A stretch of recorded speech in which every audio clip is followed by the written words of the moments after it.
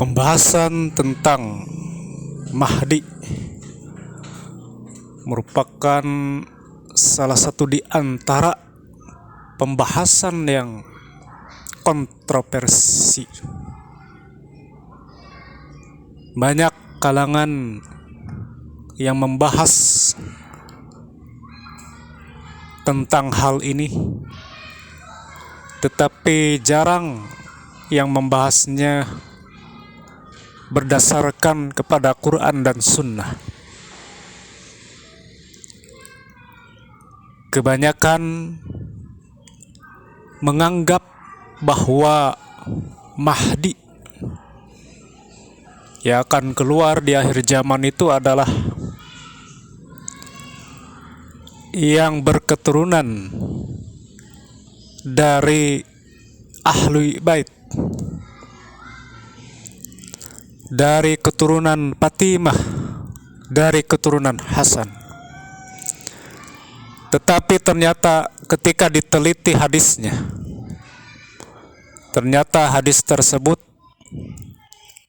tidak sahih.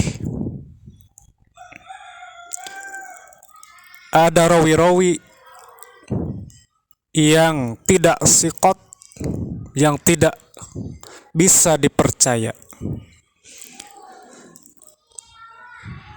Malahan masalah Mahdi ini merupakan di antara masalah gaib, yang tentu menentukan masalah gaib itu harus berdasarkan kepada Al-Quran, harus berdasarkan kepada hadis yang sahih, karena ini berkaitan dengan akidah. Maka tentu apabila menentukan sesuatu yang gaib dengan dalil yang dhaif, tentu kesimpulannya pun akan dhaif. Maka sebagian para ulama bahkan meyakini, mempercayai akan adanya Mahdi itu di akhir zaman, yang mana dia itu sebagai pemimpin umat Islam, yang cirinya itu diantaranya bertemu dengan Nabi Isa alaihissalam. Bahkan di dalam hadis-hadis yang sahih, sifat-sifatnya disebutkan, diantaranya memiliki sifat atau bersifat sebagai amir. Yang kedua, diungkapkan sebagai imam. Yang ketiga, diungkapkan sebagai khalifah. Yang pertama tadi diungkapkan sebagai amir berdasarkan kepada hadis riwayat Muslim yang diterima dari Jabir bin Abdullah. La tazalu ta'ifatum min ummati yuqatiluna 'alal haqq zahirina ilal yaumil qiyamati. Qala fayanzilu Isa bin Maryam sallallahu alaihi wasallam alaihi salam, fayaqulu amiruhum ta'ala salli lana, fayaqulu la inna ba'dakum ala ba'din umara'un takrimatallahi hadhil ummah. Senantiasa ada dari umatku ini adalah sekelompok taifah, segelintir orang, sekelompok kecil yang berperang di atas kebenaran, yang mereka itu selalu zahirin, unggul ila yaumil qiyamah, sampai hari kiamat. Lalu rawi berkata, lalu turunlah Isa ibnu Maryam alaihissalam, lalu berkata amir mereka. Nah, di sini diungkapkan bahwa Mahdi itu yang sebagai pemimpin umat Islam itu sebagai amir. Nah, amir ini berkata gitu kan kepada Isa alaihissalam, ta'ala sholli lana, kemarilah pimpinlah kami sholat, imamilah sholat kami.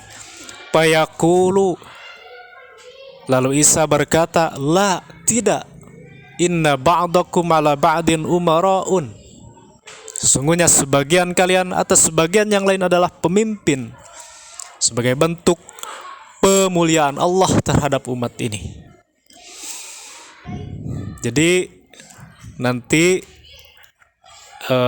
ketika Nabi Isa turun, nanti saya jelaskan tempat turunnya Nabi Isa. Dan waktu itu pada waktu sholat subuh, pada waktu hendak melaksanakan sholat subuh. Maka Mahdi itu memberikan peluang kepada Nabi Isa untuk menjadi imam, tetapi Nabi Isa menolak. Maka yang menjadi imam itu adalah imam sholat itu adalah Imam Mahdi.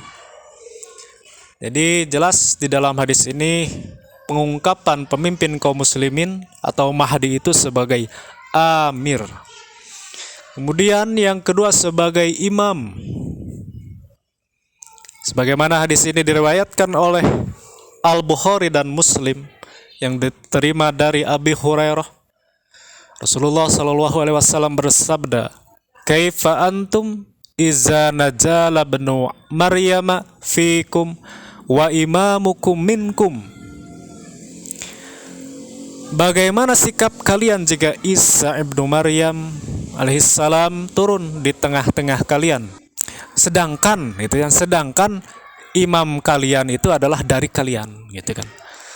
Jadi di sini diungkapkan wa imamukum minkum, sedangkan imam kalian itu adalah dari kalian. Nah, di sini jelas bahwa yang dimaksud imam di sini adalah Imam Mahdi gitu, sebagai imam sholat tadi. Yang ketiga sebagai khalifah, berdasarkan kepada hadis Jabir bin Abdullah yang diriwayatkan hadis ini oleh Muslim. Nabi SAW pernah bersabda, yakunu fi akhirid zaman khalifatun yaqsimul mala wala ya'udduhu. Di akhir zaman nanti akan ada seorang khalifah yang membagi-bagikan harta tanpa menghitungnya. Nah, ini selain mengungkapkan ungkapan khalifah, tapi juga mengungkapkan sifat khalifah tersebut, yaitu nanti setelah beberapa penaklukan yang sudah dilakukan berdasarkan kepada hadis sahih, penaklukan tersebut, maka hasil dari penaklukan tersebut, harta itu akan dibagikan secara merata, keadilan akan merata, kemudian kezaliman pun akan musnah pada saat itu. Jadi ini diantara ungkapan-ungkapan atau sifat-sifat tentang Mahdi berdasarkan kepada hadis yang sahih. Barangkali demikian yang saya dapat sampaikan. Mudah-mudahan kita dapat bertemu kembali pada pembahasan berikutnya. Assalamualaikum warahmatullahi wabarakatuh.